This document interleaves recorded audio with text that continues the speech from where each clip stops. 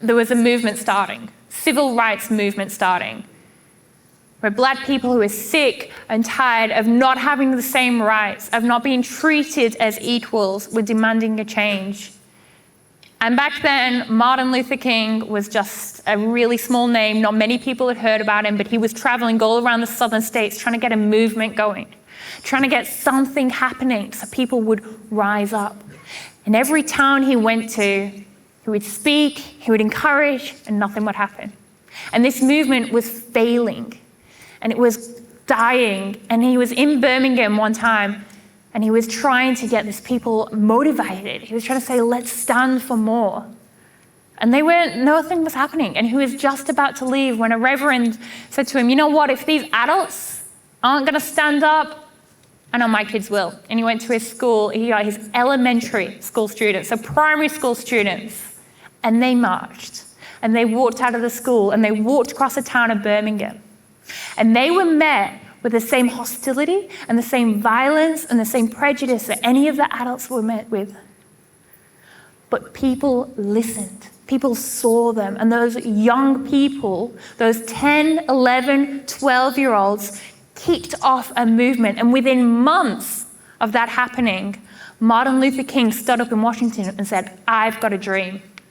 And because of what those children did, the people listened to him. This is your generation. This is young people. And the biggest lie you've ever been told is that you're too young to do it.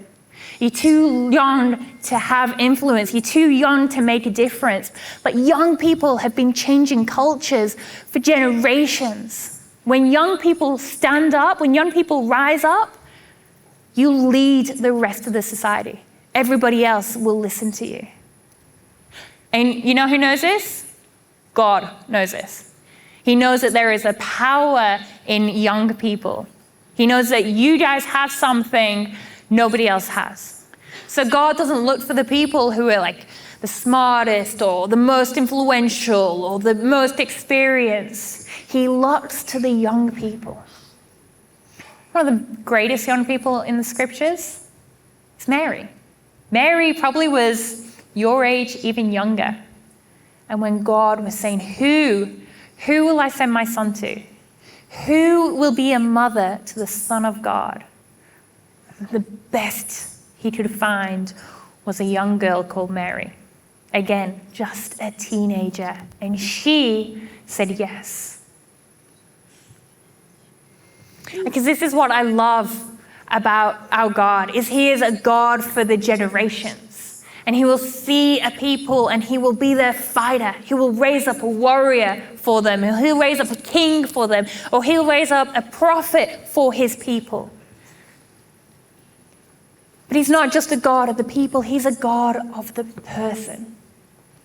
He's not a God for everyone. He's a God for you as well. Because I know that because he is my God. And as much as he wants to raise up his people, he wants to raise up his generation, he wants to raise up you. He wants to be in your life. Like he has hopes, he has dreams for all of us. His hopes, his dreams for you are so great. So I want to say to you guys, as a generation, you are the people who can make a whole society, a whole country, a whole culture change. Listen. You are the ones who can make a people rise up.